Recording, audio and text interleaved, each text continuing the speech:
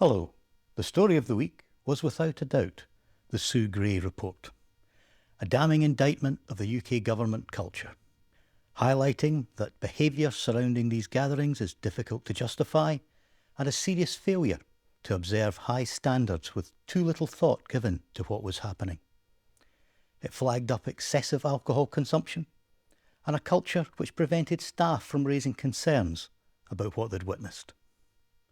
The bottom line is Boris Johnson is a known liar and now under criminal investigation. He simply can't maintain his position and he should resign.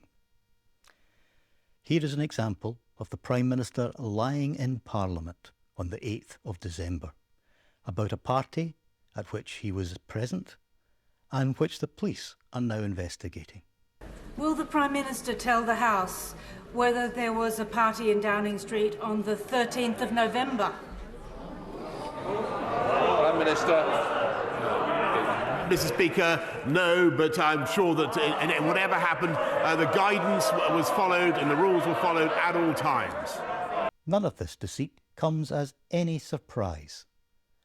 And if we needed further confirmation that Westminster is beyond reform, we saw Ian Blackford reprimanded for daring to tell the truth. What the public see is a man who has debased the office of Prime Minister, shrinked responsibility, dogged accountability and blamed his staff at every turn, presided over sleaze and corruption and tainted the very institutions of the state. In short, Mr. Speaker, this is a man... Well, they can laugh, but the public know. The public know this is a man they can no longer trust. He has been investigated by the police. He misled the House. He must now resign. Order. You'll have to withdraw that last comment. Mr. Speaker, I gave the evidence of the 8th of December. Order. You're going to have to withdraw misled. Mr. Speaker, the Prime Minister has misled the House. At the health statement this week, the UK government started a U-turn, abandoning its mandatory vaccination as a conduct of employment policy and bringing them back into line with the practice in Scotland. The Scottish Government has pursued an educate and encourage strategy in its vaccine rollout, a strategy which has resulted in a higher vaccine take-up to date through entirely voluntary take-up, with the 5 most vaccinated areas in the UK all being in Scotland.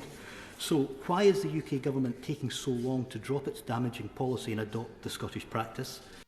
I presented a public petition in support of the ACORN project, challenged the government over the haulage sector. I'd like to present a petition on behalf of the constituents of Linlithgow and East Falkirk, which has been collected by David Balfour of Grangemouth, where they express their concerns regarding the government position over the ACORN project and the potential damage which it may do to the energy sector in the North East, but also across the country, including Grangemouth. While the short-length government's temporary visa scheme has been unfit for purpose, with only 200 visas being issued.